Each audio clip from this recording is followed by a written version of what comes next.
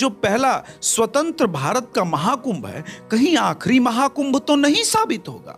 क्या जिस सनातन धर्म के निर्माण के लिए अखाड़ों का निर्माण आदि शंकराचार्य जी ने किया था, वो अखाड़े सनातन धर्म क्यों बचा पाएंगे, उसे सुरक्षित कर पाएंगे?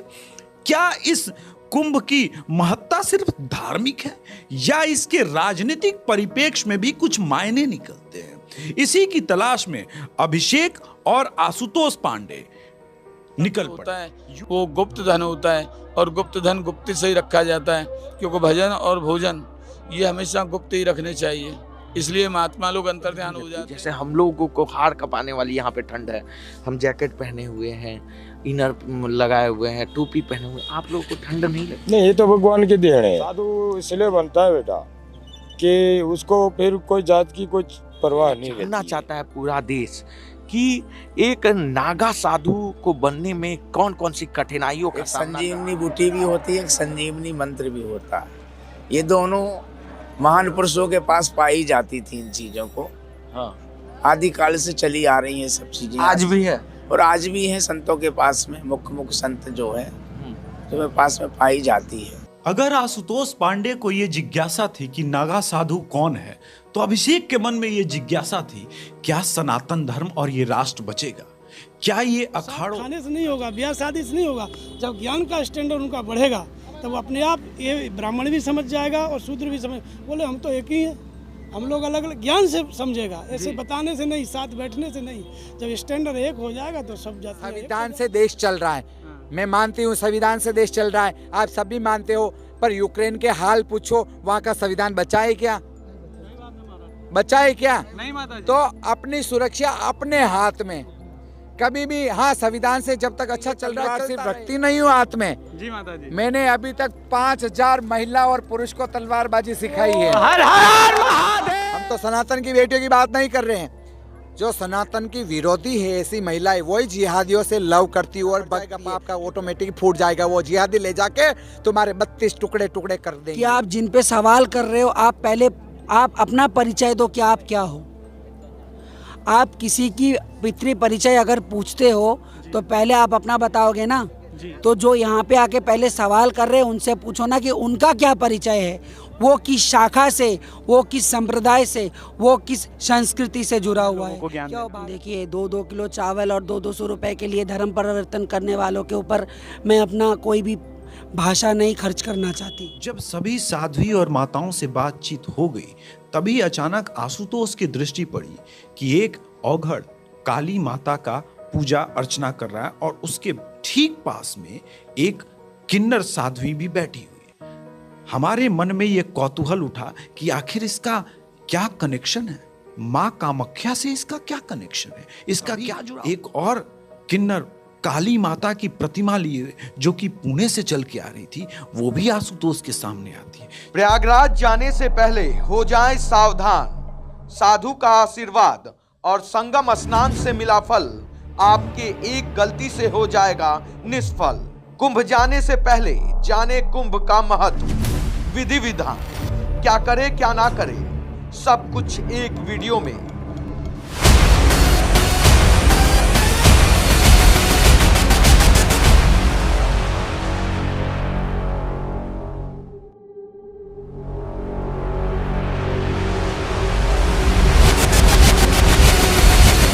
सूर्य जब मकर राशि में प्रवेश करता है तब मकर संक्रांति होती है।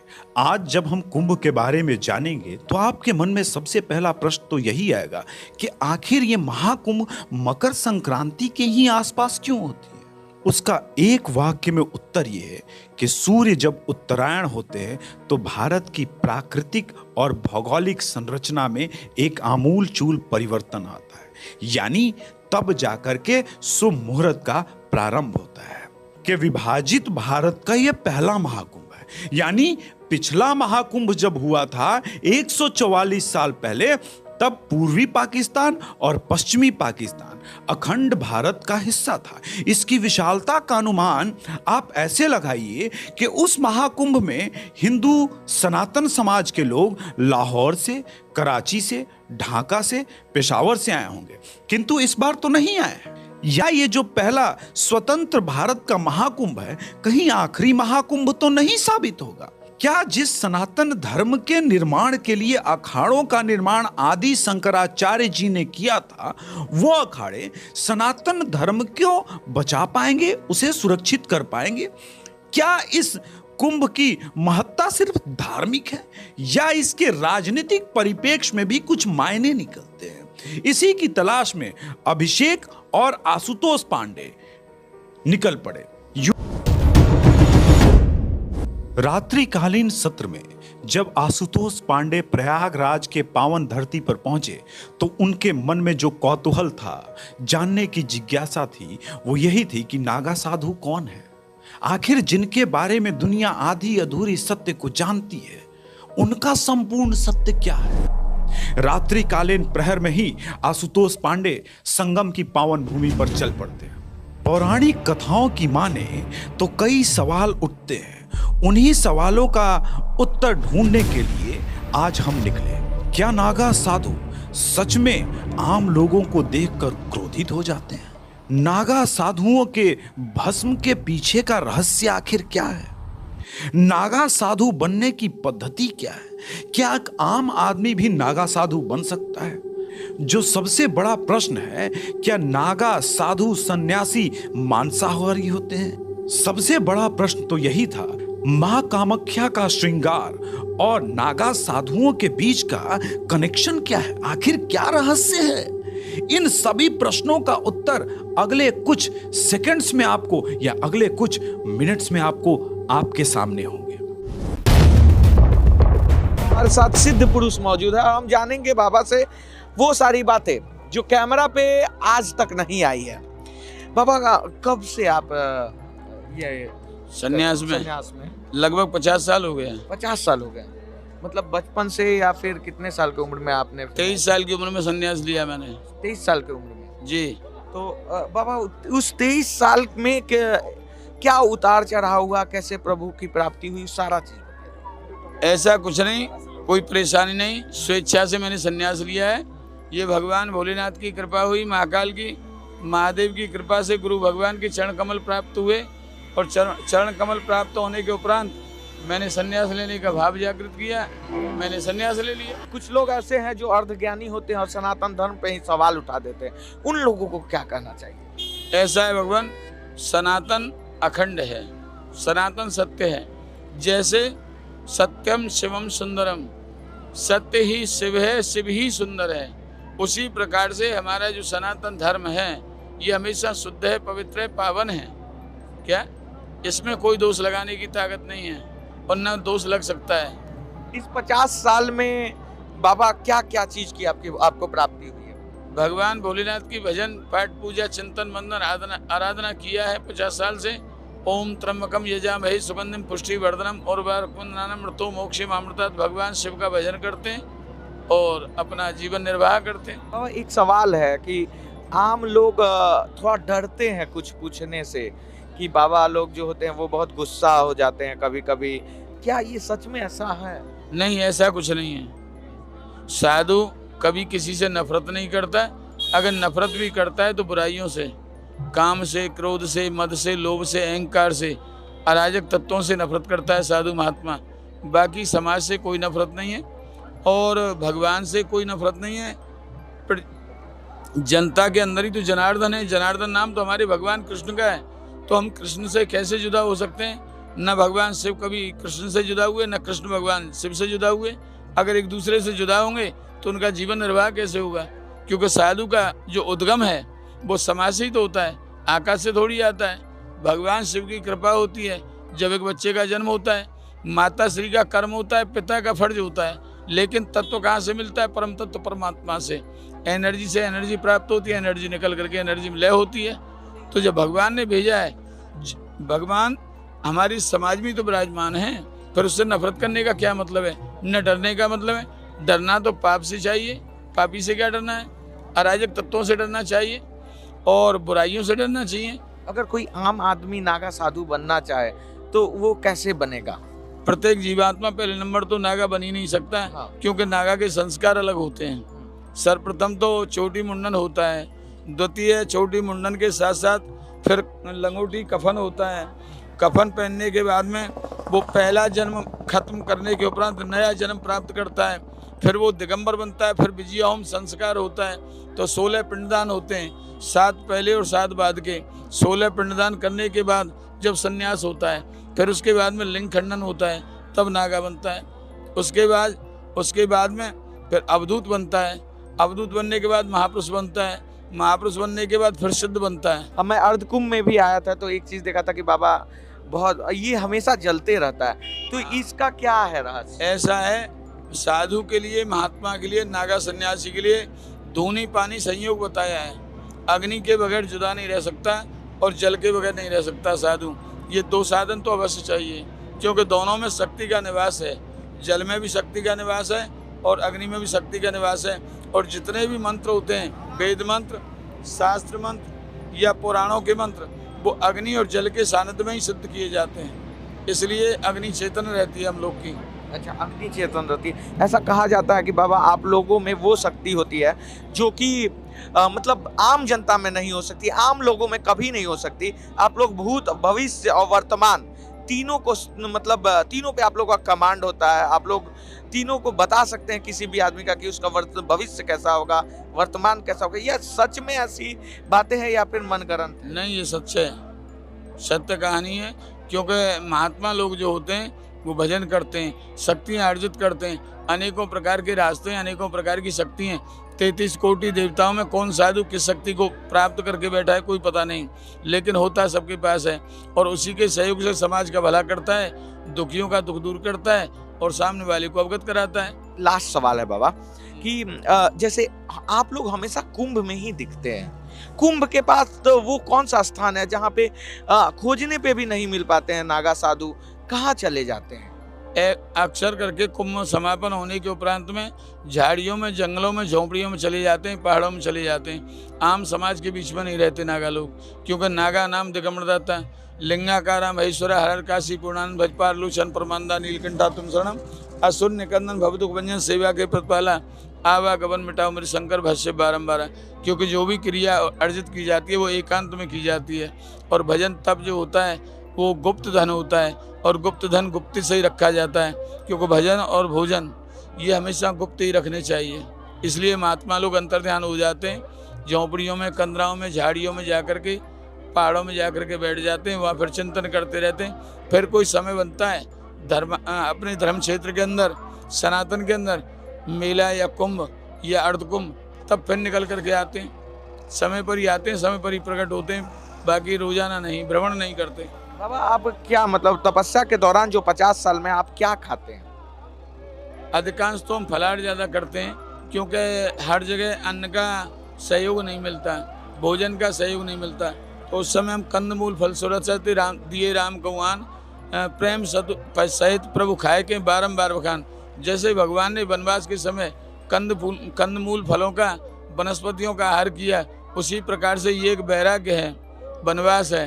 और वनवास के अंदर में कंद फूल का सहारा लेकर के, जल का सहारा लेकर के जीवन को निर्वाह करते हैं हम लोग। बात करेंगे उस रहस्य की जो रहस्य से आज तक पर्दा नहीं उठा। बात करेंगे उस सत्य की जिस सत्य की खोज में आज तक वैज्ञानिक परेशान है, हैरान है। उस सनातन धर्म की सच्चाई को आज आपके सामने रखेंगे, जिसका जीता जागता सबूत आप देख सकते हैं। हम जैसे बैठे ऐसे तो बहुत महापुरुषों बैठे हैं, और सनातन धर्म ने चलाने महापुरुषों भी बैठे हैं इस धरती पे। आज अपना सत्य सनातन धर्म चल रहा है, नगर जो वो नहीं होता तो अपना थंब नहीं होता तो आकाश भी नहीं था अपने पास। कहा जाता है बाबा कि इस धुनी का जो महिमा है वो अपरंपार है। कहा जाता है कि साधुओं की धुनी में इतनी ताकत होती है कि किसी भी परिस्थिति से आम आदमी को लड़ने में वो सक्षम होता है, किसी भी। क्या सच में ऐसा? हाँ, क्योंकि ये अग्निदेव है ना, साथ साथ है। क्योंकि अपने को यहाँ साधु बैठा है तो साधु की किसी की और जरूरत नहीं पड़ती है। साधु इसका भजन करेगा तो इसको 9 खंड दे देगा। यहाँ माँ भगवती यही है। ठंड नहीं लगती? जैसे हम लोगों को हाड़ कपाने वाली यहाँ पे ठंड है, हम जैकेट पहने हुए हैं, इनर लगाए हुए हैं, टोपी पहने हुए, आप लोगों को ठंड नहीं लगती? नहीं, ये तो भगवान की देन है। कि ये रात दिन का हो गया साधु को। साधु इसलिए बनता है बेटा कि उसको फिर कोई जात की कोई परवाह नहीं रहती है, चाहे दिन हो, चाहे धूप हो, चाहे छाँव हो। सिद्धि करने के दौरान 20 साल में आज जानना चाहता है पूरा देश कि एक नागा साधु को बनने में कौन कौन सी कठिनाइयों का सामना करना पड़ता है, उसके बाद वो नागा साधु बनता है। देखो, एक तो संसार को पूरा त्यागना पड़ेगा, जैसे माता पिता कुटुंब बंधु सबको त्यागना पड़ेगा। फिर बाद में मोह माया सब त्यागनी पड़ेगी। फिर अपने जो दान पिंड होता है, दान पिंड, जैसे आप आदमी मर गया तो उसका दान पिंड हो जाता है, पूरा हो गया उसका, फिर पीछे कोई चीज़ नहीं रहती। ऐसे हमारे 18-16 दान पिंड होता है साधु में, जो गंगा जी के किनारे बैठ के संगम में वहाँ साधु बनाया जाता है। उसको रात को 12-1 बजे उसको तब तक उसको महामंत्र दिया जाता है, पेश मंत्र। तो उसको रात को महामंत्र देने से अवधेशानंद जी महाराज देते हैं। फिर वहाँ से आगे आएंगे सीधा अपने टेंट में आते हैं। जब टेंट में आएगा तब गुरु महाराज उसकी चोटी वगैरह लेगा, फिर सुबह होगा, फिर जाएगा तनी पे, जहाँ धर्म तनी अपनी खड़ी है वहाँ जाएगा। एक दिगंबर गुरु होगा, उसको नागा बनाएगा, जैसे उसकी इंद्री होती है वो इंद्री के झटका से साधु बनाएगा। 4 झटका लगाए, 5 झटका लगाए, फिर वहाँ से उसका मोह छूट जाता है। जहाँ से लंगोट छूट जाता है वहाँ से उसका मोह छूट जाता है, फिर वो साधु बन गया, साधु बन गया। हाँ। आप लोग के पास जो शक्ति होती है, खास करके मतलब मृत व्यक्ति को भी जिंदा करने का शक्ति होती, क्या ये सच है? हाँ हाँ, ये तो परंपरा से चली आ रही है आदि गुरुओं के पास में थी। और आज कोई बड़े बड़े जो संत हैं, ज्ञानी, उनके पास में भी पाई जाती है कहीं कहीं। बिरला चीज है तो चीज चमत्कारी है ना, जो सीमित संजीवनी बूटी जिसको बोलते हैं, संजीवनी मंत्र जिसको बोलते हैं। एक संजीवनी बूटी भी होती है, एक संजीवनी मंत्र भी होता है। ये दोनों महान पुरुषों के पास पाई जाती थी इन चीजों को। आदि काल से चली आ रही हैं सब चीजें, आज भी है और आज भी हैं संतों के पास में। मुख्य संत जो है जो पास में पाई जाती है। अगर आशुतोष पांडे को ये जिज्ञासा थी कि नागा साधु कौन है, तो अभिषेक के मन में ये जिज्ञासा थी, क्या सनातन धर्म और ये राष्ट्र बचेगा?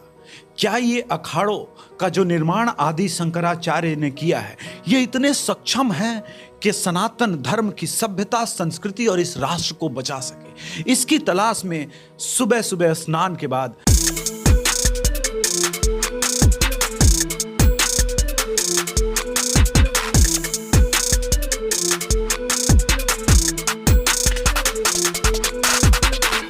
अभिषेक तिवारी निकल पड़े। अलग अलग अखाड़ों के संतों से राजनीतिक प्रश्न, भौगोलिक प्रश्न और सनातन धर्म से जुड़े रोचक किस्से कहानी जानने के बाद अभिषेक ने जो संतों के साथ बातचीत की, उसके सार को आप समझिए। एक कुंभ मेला तो अपने आप में अद्वितीय है और ये हमारी जो है लाखों वर्ष की परंपरा है। और हर बार प्रयास किया जाता है कि दिव्य से और भव्य और दिव्य कुंभ मेला हो। अगर उसमें संत तो अपना प्रयास करते ही हैं, जनता अपना योगदान देती है, सब गठरी मुठरी लेकर के सब आते हैं। और अगर प्रशासन भी सक्रिय रूप से जब योगदान देता है तो निश्चित ही है दिव्य और भव्य कुंभ मेला बन जाता है। तो इस बार ऐसा ही कुछ संयोग बन रहा है। लोग क्यों आते हैं, कुंभ की महत्ता क्या है और कुंभ आना क्यों आवश्यक है? कुंभ का उद्देश्य आज से नहीं है, अनादिकाल से है। जो अपना प्रमाण मिलता है वो याज्ञवल्क्य और भरद्वाज जी का मिलता है। याज्ञवल्क्य और भरद्वाज, उसमें आया है रामायण में कि माघ के महीने में मेला लगता था और उसमें एक बार क्या हुआ, सब ऋषि स्नान करके चले गए। अब एक प्रकार भर मकर नहाई माघ के महीने में, यही मेला का वर्णन है। फिर उन्होंने, भरद्वाज ने अपने गुरु याज्ञवल्क्य को पैर पकड़ के रोका और रोक करके फिर उन्होंने पूछा, ब्रह्म निरूपण धर्म विधि वर्णे तत्व विभाग और कहें भगत भगवंत की संयुक्त ज्ञान विराग। इस एक दोहे में कुंभ का पूरा उद्देश्य है। जब पूरा चक्रवर्ती सम्राट पहले होते थे और चारों दिशाओं में ऋषि मुनि रहते थे, भारत मेन केंद्र था विश्व का, तो सब जगह से ऋषि मुनि यहाँ पे आते थे। आकर के वो किस लिए आते थे? इसलिए आते थे कि धर्म के नाम पे कोई भ्रम तो नहीं पैदा कर दिया किसी ने। कोई ऋषि मुनि तो नहीं कर सकते, लेकिन कोई बनावटी अपना चालू कर दिया, हाँ चालू कर दिया हो, तो उन सबको राजा लोग बुलाते थे।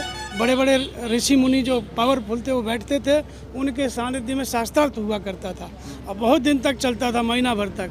फिर छन छन के जो आत्म तत्व को पाने की विधि है, गीतोक्त साधना पद्धति, भगवान कृष्ण कहते हैं आत्मा ही अमृत स्वरूप है। तो कुंभ क्या है? ये शरीर जो है ये घड़ा है, ये तन कच्चा कुंभ है। क्या घड़ा है? इसमें अमृत क्या है? आत्मा। इसको लेके भगवान खड़े हुए हैं, लेकिन इसकी प्राप्ति की विधि कहाँ से है? जिसने आत्म तत्व को जान लिया, यज्ञवल्क्य भरद्वाज जैसे ऋषि जिन्होंने जान लिया, वो महापुरुष इसको जागृत कर देते हैं। गीतोक्त साधना पद्धति तो गीता में लिखी है, लेकिन ये जागृति उनसे ही होगी जो महापुरुष अमृत को पा चुके हैं। वो तत्वदर्शी सदगुरु भी इस कुंभ में आते हैं, लाखों महात्मा आते हैं, लेकिन उनमें सदगुरु भी आते हैं। और जब सदगुरु से भेंट हो गई तो इस अमृत की जागृति हो जाती है आत्म तत्व की। गीता कहती है आत्मा ही अमृत स्वरूप है, शरीर परिवर्तन शरीर है, शरीर जो है परिवर्तन स्वरूप है। इसकी प्राप्ति कैसे होती है? जैसे ही सदगुरु की शरण में जाएंगे, जिन्होंने आत्मा को जान लिया है, ये योग की विधि जागृत कर देंगे। जागृत कर देंगे तो फिर योग की विधि है क्या? तो यज्ञ शिष्टा अमृत भुजो यान्ति ब्रह्म सनातनम नाम लोक यज्ञ कुतो अन्य कुरुषोत्तम। यज्ञ जिसकी रचना करता है, उसका उस अमृत का पान करने वाला योगी सनातन ब्रह्म में प्रवेश कर जाता है। यज्ञ किसकी रचना करता है? यज्ञ क्या है? तो कहते हैं यज्ञ नाम जप यज्ञ अस्मि। 14 प्रकार के यज्ञ बताए, लेकिन उसमें प्रमुख नाम का जप रूपी यज्ञ मैं हूँ। भगवान कृष्ण का ओम का जप करो, 7 बार आया। इस ओम का जप करते करते जैसे हम आगे बढ़ते हैं धीरे धीरे, इसी कर्म को जो है 4 भागों में बांट दिया। आरंभिक जब लगेगा मन, जब मन नहीं लगेगा बैठे हैं तो शूद्र अवस्था में, थोड़ा मन लगने लग गया वही साधक वैश्य हो गया। फिर मन को रोकने की क्षमता आ गई वही क्षत्रिय हो गया, और ब्रह्म में विलय की योग्यता आ गई वो ब्राह्मण। ये साधना के 4 भाग थे, न कि बाहर 4 वर्ण 4 जातियाँ। ये 2000 वर्ष से जाति का बंटवारा हुआ है। आदि शंकराचार्य ने 13 अखाड़ों का निर्माण किया था, जिनमें से सभी अखाड़े योद्धा उत्पन्न करने में सक्षम है। इसीलिए आप इन जब संतों को देखेंगे तो इन्होंने अंग वस्त्र पहना है, सांसारिक मोह माया त्याग दिया है। ये अर्थ और काम और मोह से परे हैं, किंतु इनके हाथ में आपको फिर भी एक चीज दिखेगी, वह है शस्त्र। आप किन्नर अखाड़े में जाए, जूना अखाड़े में जाए, या आप निरंजनी अखाड़े में जाए, आपको त्रिशूल, भाला, तलवार, गदा, फरसा ये सब देखने को मिलेगा। तो आखिर ऐसा क्या है कि इन्होंने आज तक अपने शस्त्रों को नहीं त्यागा है? इसकी बातें आप राजनीतिक और सामाजिक परिदृश्य में कन्वर्सेशन के माध्यम से समझेंगे। अब तक आपने जितने अखाड़े देखे होंगे अलग अलग महाकुंभ में या अर्धकुंभ में, इस सहस्त्र महाकुंभ में आप पहली बार किन्नर अखाड़ा भी देखें। आदि शंकराचार्य की सोच कितनी दूर तक थी, इसका उदाहरण आपको जब अभिषेक और आशुतोष ने अलग अलग किन्नर माताओं के साथ कन्वर्सेशन किया, तब आपको पता चल जाएगा कि ये किन्नर समाज के लोग समाज को क्या देख सकते हैं। ये वही समाज है जिसमें कई लोग ऐसे हैं जो किन्नरों को हेय दृष्टि से भी देखने से नहीं चूकते हैं, किंतु समाज क्या सोचता है। माता जी, आप पहली बार महाकुंभ का ये जो 100 साल बाद हो रहा है किन्नर अखाड़ा पहली बार जुड़ा हुआ है? किन्नर अखाड़े के लिए ये महाकुंभ 144 साल पूरा जो हुआ है ये इस बार का, ये हम लोग पहला महाकुंभ कर रहे हैं। लेकिन इससे पहले हम लोग कुंभ 19 का कर चुके हैं, उज्जैन में कर चुके हैं, हरिद्वार में कर चुके हैं। माता जी, आप कब से वैराग्य को प्राप्त हो गई? मतलब शुरू से ही आप हाँ, कहा जाए तो मैं बचपन से ही भक्ति भाव और धर्म के प्रति मेरा रुझाव रहा है। मैं मंदिरों में सेवा करती थी। उसके बाद में धीरे धीरे जब मुझे समझ में आया कि मुझे संत बनना है और मुझे दीक्षा लेनी है, तो मैंने किन्नर अखाड़े में ही आके दीक्षा ले ली। माता जी, एक अद्भुत सी अलौकिक सी आपके चेहरे पर चमक है। मतलब आप योग के बारे में योग क्रिया करती हैं, माता काली की भक्त हैं, कैसे संभव? जी, हम महाकाली के भी भक्त हैं और महाकाल के भी भक्त हैं। अच्छा। और मैं योग सिद्धि भी करती हूँ। अच्छा, योग सिद्धि भी करती हैं। जी माता जी, सनातन धर्म को मिटाने के लिए तो काल ने भी न जाने लाखों वर्षों से लगे हुए, और लाखों वर्षों से हमारी पुरानी सभ्यता संस्कृति भी है। कुछ संदेश देना चाहती है जो सनातन धर्म के विषय में खराब राजनीति जैसे शब्दों का प्रयोग कर रहे हैं? वो उनको जो उनका काम है वो करेंगे, उनको करने दीजिए, उनको वही आता है। और हमारा काम है धर्म को आगे ले जाना, धर्म की सुरक्षा करना।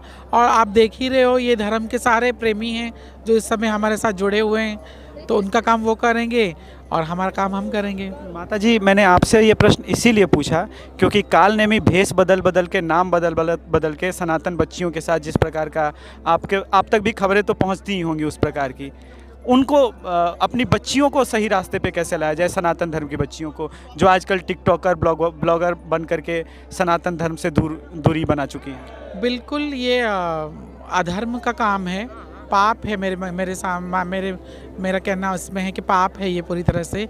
आप पता नहीं आपको कहाँ पे धरती या आसमान आपको इस जगह की समाये कि नहीं समाये मुझे पता नहीं, पर मैं चाहूँगी कि जितने भी हमारे बच्चे हैं वो सनातन धर्म को लेके चलें और कहीं ना कहीं उनकी रक्षा करके और उनका मान रख के चलें।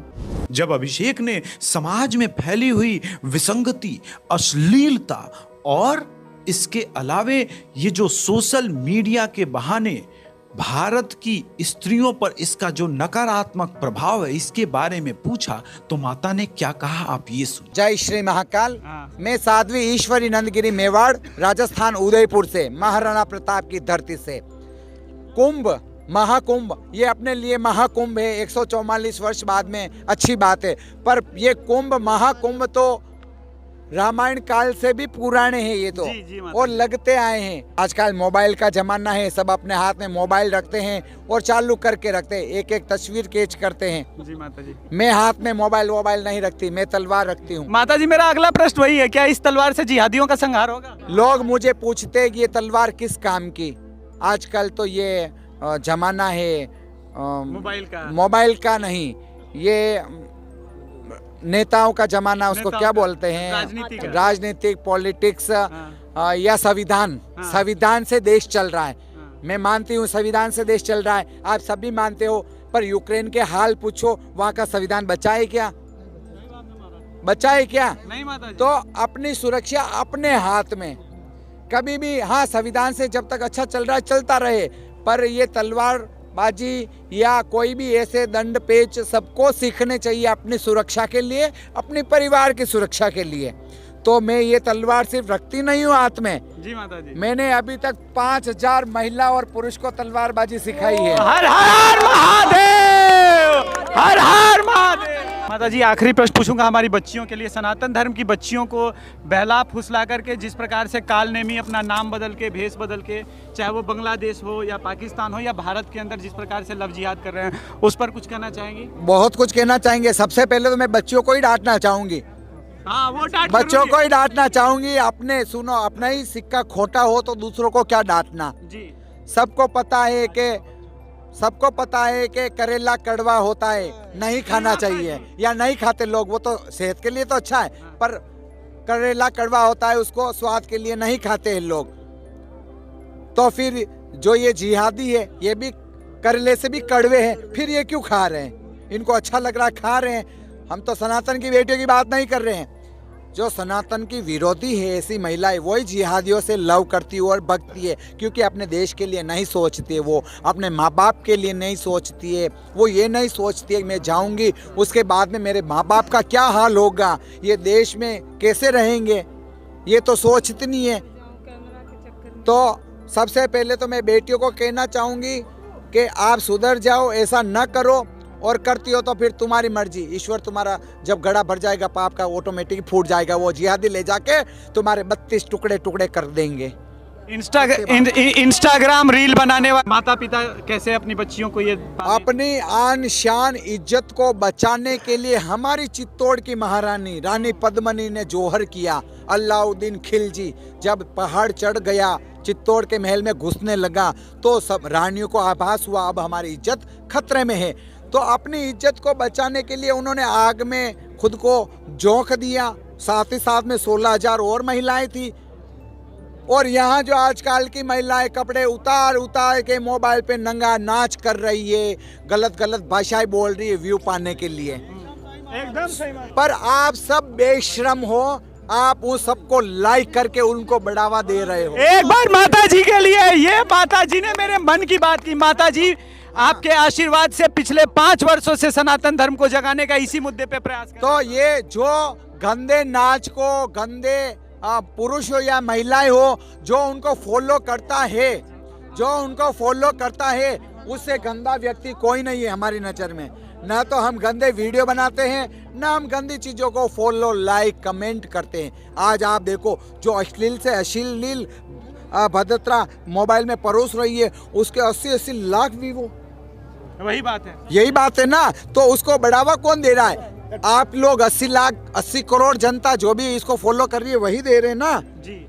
ये वो बना तो एक रही है, वो तो नालायक है, पर बड़ा आप उससे भी बड़े नालायक हो, आप उसको लाइक कर रहे हो। इंस्टाग्राम के ऊपर रील बनाने वाली बच्चियों को, अश्लीलता फैलाने वाली बच्चियों को और लव जिहाद की शिकार होने वाली बच्चियों को अभी माता जी ने जो संदेश दिया है, उस संदेश को पहुंचाना मेरा दायित्व भी बनता है। और मैं इसी प्रयास में हूं कि कब से ये जो इंटरनेट के ऊपर अश्लीलता फैल रही है, उसको बंद किया जाए। इसके बाद अभिषेक ने एक और साध्वी माता से पूछा कि माता, आप समाज में उन लोगों को क्या संदेश देना चाहती हैं जो लोग सनातन धर्म को मिटाने की महत्वाकांक्षा रखते हैं, जो लोग धर्मांतरण, मतांतर करना चाहते हैं सनातन धर्म के लोगों का। इस पर भी साध्वी ने अपने विचार रखे। माता जी, कुंभ और महाकुंभ के बीच में क्या अंतर है? देखिए, अर्ध कुंभ होता है 6 साल के अंतर जी, और पूर्ण सिंहस्थ कुंभ होता है 12 साल के अंतर जी। और ऐसे 12 सिंहस्थ कुंभ के बाद जाके एक पूर्ण महासिंहस्थ कुंभ होता है, जो इस बार 144 साल बाद मतलब जीवन काल में एक बार होने वाली आयोजन है ये। माता जी, कैसी व्यवस्थाएं हैं और इस बार कैसा अनुभव है आपका? बहुत अच्छी व्यवस्थाएं हैं। मैं तो धन्यवाद देना चाहूँगी हमारे यशस्वी मुख्यमंत्री, यशस्वी प्रधानमंत्री जी दोनों को ही, कि इतना अच्छा इंफ्रास्ट्रक्चर उन्होंने तैयार किया, इतना ध्यान रखा संत श्रद्धालुओं की, सबकी जनमानस की इतना ख्याल रख के काम हुआ है। देखिए, आप सबको तो संतुष्ट नहीं कर सकते जी, लेकिन जितना ज़्यादा से ज़्यादा संतुष्टि किया जाए, उसका प्रयास हमारे मुख्यमंत्री और प्रधानमंत्री जी ने किया है। और इतना अच्छा मैसेज दिया, इतना स्वच्छ भव्य कुंभ हो रहा है, इससे बढ़िया तो कुछ हो ही नहीं सकता। माता जी, जहाँ तक मुझे पता है, अखाड़ों का निर्माण हुआ था सनातन धर्म की रक्षा के लिए। आप उनको कुछ संदेश देना चाहेंगे जो लगातार सनातन धर्म पर अनर्गल टिप्पणियाँ करते हैं? जो लगातार अनर्गल सनातन धर्म पर या सनातन पर टिप्पणी कर रहे हैं, पहले उनसे मेरा एक ही सवाल है कि आप जिन पे सवाल कर रहे हो, आप पहले आप अपना परिचय दो कि आप क्या हो। आप किसी की पितृ परिचय अगर पूछते हो तो पहले आप अपना बताओगे ना।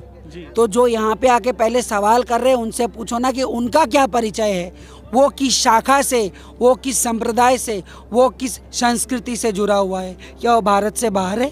बिल्कुल नहीं, भारत से बाहर नहीं है ना। तो इस भारत में रहने वाला हर एक प्राणी, हर एक मनुष्य सनातनी है। माता जी, उदयनिधि स्टालिन जैसे एक नेता है, उप मुख्यमंत्री भी रहे हैं वो तमिलनाडु के, उन्होंने कहा सनातन धर्म को समाप्त कर देना चाहिए। कुछ संदेश देना चाहेंगे, क्योंकि संत समाज का काम है लोगों को ज्ञान देना। देखिए, 2-2 किलो चावल और 200 रुपए के लिए धर्म परिवर्तन करने वालों के ऊपर मैं अपना कोई भी भाषा नहीं खर्च करना चाहती, ये मेरे रुचि से बाहर है।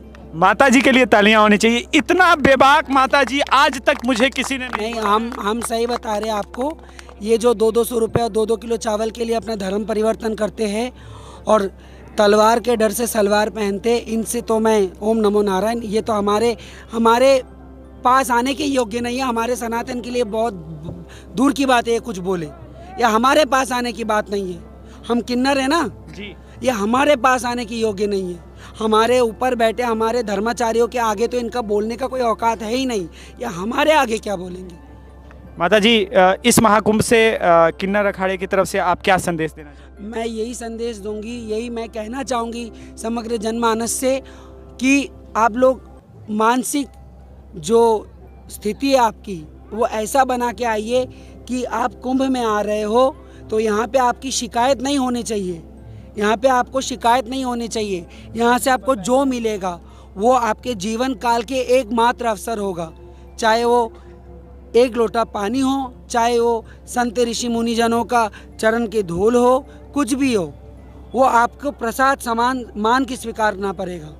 और अगर शिकायत लेके इस कुंभ से जाओगे तो आप मान लेना कि आपके लिए विफल है, क्योंकि अगर आपको 5 स्टार की तरह ट्रीटमेंट चाहिए तो आप बाहर विदेशों में घूमने जा सकते हो। और अगर कुंभ में आ रहे हो तो आप अपने आप में वो ऊर्जा समाहित करके लाओ कि आप हर एक परिस्थिति में त्याग का सामना कर सको। आप यहाँ पे मॉरिशस घूमने नहीं आ रहे हो, आप कुंभ में आ रहे हो। यहाँ पे चारों तरफ ऋषि मुनियाँ बिखरे पड़े, पता नहीं किस रूप में महादेव घूम रहे अपने नंदी के पीठ में बैठ के, पता नहीं कब नारायण डुबकी लगा रहे। वहाँ पे आके आप सवाल कर रहे हो कि सरकार ने ये नहीं लगाया, वो नहीं दिया। अरे जहाँ खुद नारायण चल रहे हैं, जहाँ पूरे विश्व के इतने बड़ा मेला आयोजित किया गया है, धर्म संसद आयोजन किया गया है, वहाँ पे अगर आके आपको छोटी छोटी बातों का शिकायत रहेगा आपके मन में, तो फिर आपका तो हो गया भैया, फिर तो झूलेलाल नहीं करेगा बेड़ा पार। जब सभी साध्वी और माताओं से बातचीत हो गई, तभी अचानक आशुतोष की दृष्टि पड़ी कि एक औघड़ काली माता का पूजा अर्चना कर रहा है और उसके ठीक पास में एक किन्नर साध्वी भी बैठी हुई। हमारे मन में यह कौतूहल उठा कि आखिर इसका क्या कनेक्शन है, माँ कामाख्या से इसका क्या कनेक्शन है, इसका क्या जुड़ाव होगा। तभी एक और किन्नर काली माता की प्रतिमा लिए जो कि पुणे से चल के आ रही थी, वो भी आशुतोष के सामने आती है। चलिए उनके बीच के हुए पूरे वार्तालाप को आप सुनिए, समझिए और आप इस अमृत कलश को भी पीकर देखिए। या देवी सर्वभूतेषु शक्ति रूपेण संस्थिता नमस्तस्यै नमस्तस्यै नमस्तस्यै नमो नमः। आप देख सकते हैं कुंभ में मौजूद हैं और ये महाकुंभ है। 144 साल बाद सनातन हम कह सकते हैं कि प्रेमियों को एक मतलब आप कह सकते हैं कि इस महाकुंभ को देखने का और इनमें सम्मिलित होने का हमें अवसर प्रदान हुआ। जितने भी भक्तगण आए हैं वो सच में ईश्वरीय शक्ति और ईश्वरीय कृपा का, ईश्वर की कृपा का उन पे बहुत बड़ा आप कह सकते हैं कृपा है, जिसके कारण वो आए हुए हैं। आज हमारे साथ नाम क्या हुआ आपका? मेरा नाम शिवम है। कहाँ से आए हैं शिवम? हम लोग तमिलनाडु से आए हैं। तमिलनाडु से। अच्छा, कितने मतलब कब से माता का आप सेवा कर रहे हैं? हम अघोरी शिष्य हैं। हमारे अघोरी गुरु मणिकंदन जी महाराज जी हमारे गुरु जी हैं। गुरु जी करीब 20 ईयर से कर रहे हैं। हम अभी उनके पास नया आए हैं। करीब 2 ईयर के आसपास हो रहा है। 2 साल के। गुरु जी यहाँ पे आए हुए? हाँ। कहाँ पे? वो अंदर है। अंदर है। तो मतलब माता का यहाँ पे स्थापित कराया गया है या फिर ये माता ही फिर तमिलनाडु जाएंगी या फिर? ये हम लोग का अघोरा काली माता है, इष्ट देवी हम लोग का है। काल भैरव इष्ट देव है। हम लोग माता को रख के हवन करते हैं। अच्छा, अघोरी साधना। गुरुजी हमारे अघोरी साधक को मतलब रेडी करते हैं, शिष्य तैयार करते हैं। तो अभी आप मतलब कितने 2 साल से ये कर रहे हैं बाबा ना? तो इस साधना में किन किन कठिनाइयों का सामना करना पड़ता है, क्या क्या परेशानियां आती है, कैसे साधना में साधना मतलब स्वयं को साधिए। आप किसको साध सकते हैं? देवी देवता को नहीं साध। आप गाड़ी साधेंगे ना, गाड़ी चलाना सीख जाएंगे।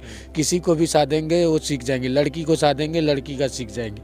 किसी को भी आप साधेंगे ना वो सीख जाएंगे। स्वयं को साधना है हर तरह से, किसी भी परिस्थिति में, कैसे भी, कभी भी माँ का सेवा करते रहना है, चाहे वो कुछ भी हो। माँ हम सब के लिए अति प्रिय है और रहेगी और हम लोग रखेंगे। जय महादेव, जय सनातन। देख सकते हैं कि स्वयं को साधना ही साधना का सच्चा स्वरूप होता है। स्वयं को साधना ही साधना का सच्चा स्वरूप होता है। क्या कहना चाहिएगा माँ, दुनिया को क्या संदेश देना चाहिए? हर हर महादेव, जय माँ अघोरा काली। हम शिष्य हैं गुरु अघोरी मणिकंदन जी के और यह कुंभ 144 साल बाद आया है। बहुत शुभ अवसर है ये, जो हमें भी अवसर मिला, जो हमारे पूर्वजों को भी नहीं मिला होगा। बाबा ने हमें इस लायक समझा, माने से इस काबिल समझा हमें, जो हमें ये मिला मौका। तो आप भी स्नान के लिए ज़रूर आए, यही कहेंगे हम तो। मेरा सवाल ये है कि अगर कोई नया लड़का पूजा पाठ करना चाहता है और गौरीपन में आना चाहता है, तो उसके लिए क्या क्या है? उसके लिए गुरु जी का आशीर्वाद लेना पड़ेगा, दीक्षा लेनी पड़ेगी और फिर साधना चालू करनी। यहाँ पे आए हैं? हाँ जी, हमारे गुरु जी कहाँ पे हैं? अंदर है। हम अंडरची काळूबाई आमची महाराष्ट्रांची अच्छा जी हम इसकी सेवा करते हैं भक्ति करते हैं अच्छा, ये फिर आप पुणे लेके जाइएगा? जी पुणे लेके जाएंगे। तो ये क्या एक मन्नत था या फिर आप कितने दिन से? मन्नत है, हम भक्ति करते हैं, इसकी सेवा करते हैं, हमारे आराध्य देवता है, हम इसकी कामना करते हैं। अच्छा, कामना करते हैं। कितने सालों से आप पूजा कर रही हैं? मेरे को समझ है 16 साल से तो मैं करती हूँ यही। अच्छा, 16 साल जी से। तो गुरुजी के मतलब सानिध्य में ही रहते? हाँ जी, गुरुजी ने दिया हुआ है, गुरुजी की कृपा है, गुरु की कृपा से ही भक्ति करती हूँ मैं। कुछ ऐसी कहानी जिससे ये लगा हो कि माँ एकदम आपके साथ हो, साक्षात हो, कोई ऐसा मुसीबत आया हो जिससे एकदम त्वरित लगा हो कि हाँ कोई दिव्य शक्ति ही उस मुसीबत से आपको निवारण दिला सकती है, ऐसा कुछ वाक्य है तो हाँ ओके होता है ना, परेशानी आती तो माता ही तारती है, माता की पोस्ट छाया है इसलिए तो हम फलते हैं फूलते हैं, इनकी कृपा है। माता का स्वप्न में या फिर कहीं किसी भी अवस्था पे दर्शन हुआ है? अभी तो दर्शन होता है, देखो कलयुग में तो दर्शन भगवान ऐसे तो नहीं देते, किसी के रूप में तो दिए हैं दर्शन। अच्छा जी हाँ, उसकी अनुभूति आपको हुई है? हाँ हुई है, महसूस करती हूँ, मैं यही कामना करती हूँ आप भी करिए, आप भी भक्ति करिए, आप भी महसूस करो, सब होता ही है। नहीं, मैं भी माँ काली का छोटा बेटा हूँ। सनातन धर्म को क्या संदेश देना चाहते हैं? मैं यही करती हूँ, सनातन धर्म करिए, अपनी भक्ति बढ़ाइए, आप सब करना ही चाहिए, भक्ति तो करना ही चाहिए सबको। जहाँ पे भी लेके जाती हैं माँ? हाँ, कहाँ भी जाते हम माता लेके ही जाते, हम इनकी सेवा ही करते, हमारे की इनके भक्ति सिवाय कोई नहीं है हमारा, इसलिए हम ये करते हैं। अच्छा, उन लोगों को क्या संदेश देना चाहिएगा जो सनातन धर्म को युगों युगों से कमजोर करने की कोशिश कर रहे हैं या फिर अभी भी साजिश कर रहे हैं? उनको हमारे माता देख लेंगे।